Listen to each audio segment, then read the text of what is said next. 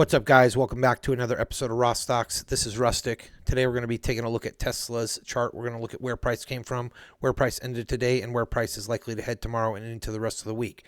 Before we get started, don't forget to check out the description below. Got some links to the Rawstocks Discord, Traders Helping Traders Discord, both of which I can be found hanging out during market hours. Got a special running on the Rawstocks Discord where the first week is free for premium membership, which includes my Tesla callouts, which are options trades, as well as a good community of Discord members that we are starting to grow very rapidly. Also an update, we got over 400 YouTube subscribers now. So when we hit 500, we're going to be giving away a t-shirt or a tank top to one lucky subscriber. So be watching out for that as we hit 500. Now let's jump into the charts. We're looking at the daily chart on Tesla. Something I mentioned yesterday was that we broke over this trend line, right? We came back and back tested it. If we used our Fibonacci tool from the high of last Wednesday to the low here, the swing low, we can see we hit optimal trade entry perfectly. Now I did say if we came back up and we hit that optimal trade entry level again, that 70.5% Fibonacci retracement, I would short. And sure enough, we did. Called it out in the Rawstocks Discord that we went short there, had a nice play to the downside off that top. Now, what we're looking for is continuation to the downside. That could come tomorrow, that could come Friday, that could come into next week. We're minimum targeting the previous low. Maximum we're targeting down to 211 or so. We also have these red 1 hour liquidity levels, and we have some other things going on to the downside that we'll look at later. But that would be if this symmetrical swing plays out in this optimal trade, we would have gone from market maker buy model to market maker sell model, and then we would sell off. Now, could we go even lower than 211? Sure, we could come and take this low out here at 193, but doesn't necessarily mean it could happen. We're looking for this move here and then down to symmetrical swing. We might even take that low, which is pretty close. Or it could just be a correction, right? It could be a wave 1 and 2, and then we get a further wave 3 to the upside, which targets some of this additional upside liquidity. So we'll be watching if that starts to play out further to the downside. We got our different levels: 231.94, 226.31, 219.02, 211.09, roughly. So we'll be watching to see once we get down to that symmetrical swing. If we do, we're going to be looking for a bottoming process. If we catch a bottoming process and it looks like we're reversing, then we know we're heading back up to test this level and then some of the additional liquidity targets above. If we break that, come back down here and break that, we might be heading to lower lows. So different things we'll be watching there. Now, nothing says that this is an actual market maker shift to sell model. We could just tear through this. Could have been just kind of a bear trap to run it down, right? And we've had some resistance here at this level because it looks like it's setting up a head and shoulders. So retail may think we're going to flush, and smart money or institutions or big money might decide to continue this rip up, right? And take out these higher liquidity levels. So we'll be watching to see if it was just a trap, right? We've had a lot of support here. So if we came back down and tested it, I would expect a further flush. We do have that resistance trend line on the daily chart as well, which we've come up broke, came back tested again. And so far we've rejected off of those levels every time. So I am expecting further downside, but we'll see if that happens. Let's drop into the 4-hour chart. 4-hour chart, we have a ascending megaphone pattern, and we have found support kind of in that range on the 4-hour chart. Now let's check out RSI. RSI appears to be pointing up, but if we drew a trend line here, we do have a downtrend. So we could just, again, pop up into that trend line, sell off. So we'll see if that happens. If we drew this trend line from the bottom here, we've clearly broke it, and then we tested it here at the top. And so if you want to see what that looks like, okay, this original trend line kind of broke and then back tested.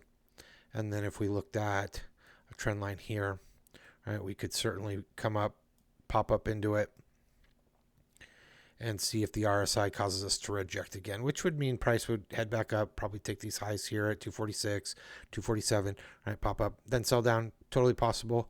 We'll just be watching and see if that happens.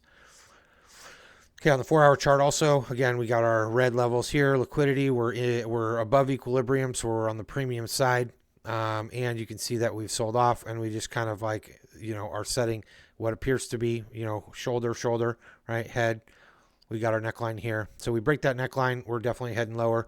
On the 4-hour chart, we have a fair value gap in here 217 to 221.83. So we would expect, that level to get taken and trade down into maybe that 4-hour fair value gap where we might find support. Would also be below this breaker block here. Which could see price mitigate, just trade down to there and bounce, could trade down through it a little bit and then see a rally from there. So we'll just be watching to see if those things happen. But first indication will be a break of this support level right here on this megaphone pattern. I don't expect we're going to rip up here, but we do have a swing order block up above, 262 to 268.5. So if we got rallying, where are we heading? Probably first level here, 1 hour liquidity, second level here. We'd probably see a rejection right at the order block and then circle back around and trade into the order block at the minimum if we were heading up. But we got a lot of things to clear, including 245, 250, and then further liquidity targets above there. So if we drop to the 1 hour chart, on the 1 hour chart, again, we have, we got an ascending resistance line. We got more or less a horizontal support line there. We also see a 1 hour fair value gap. Okay, we came up and we came back down. We found support on it. We came up, we've come back down. We did not quite get to it. You can see this little purple, if you can see it. This is the new week opening gap. I do expect that we're going to trade down through that. I do think we're going to take out this 1 hour fair value gap and then potentially come down and test this one. But we have found a lot of support in this order block. I think if we come down and hit this order block again, we're taking it out. You can see all this time, right? Support, support, support. We talked about this yesterday. Came down, support, support, right? We keep rallying up, but we are now, right? We had a high, intermediate term high, right? Higher high, intermediate term high, right? Double top. I don't think this is going to get taken now. And then I think we're going to come back down, take this order block out, at least hit this 226 liquidity. I do think we're going to probably trade down into this 1 hour fair value gap, maybe consequent encroachment at 219, see if we find support there. If not, further downside is in order. So let's look also at the 15-minute chart. On the 15-minute chart, we start to see some of our time macros. And I'm going to show you on the 1 minute chart, the silver bullet setup. I know a lot of you guys are interested in the silver bullet trades right now. We've been hitting them out of the park all week, basically winning trades every single day on the call outs. And a lot of those are in the silver bullet time macro. So we'll get to that on the 1 minute chart, but on the 15-minute chart, something I wanted to show you is the London session here. Okay. We consolidated, manipulation to the upside, distribution to the downside, distributed below London low, which is where consolidation is. That's kind of the rules of consolidation, manipulation, distribution. We're looking to take either low or high of the consolidation range, whether that's a small range or broad range consolidation. Now we haven't come back down and taken this low right here. And so I would be expecting that. Again, here's a good look at that 1 hour on a 15-minute chart, that 1 hour fair value gap where we found support the first time. But I think when we do cycle back down, we're not going to find the same level of support in that 1 hour fair value gap.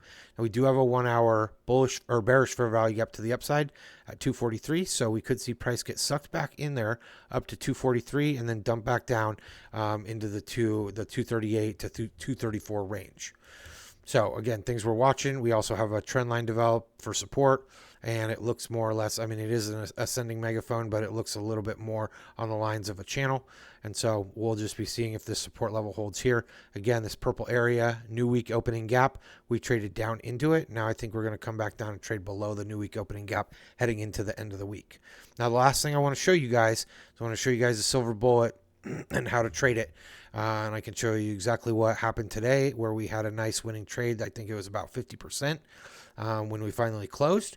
But silver bullet, first condition, we're looking at consolidation range in the London.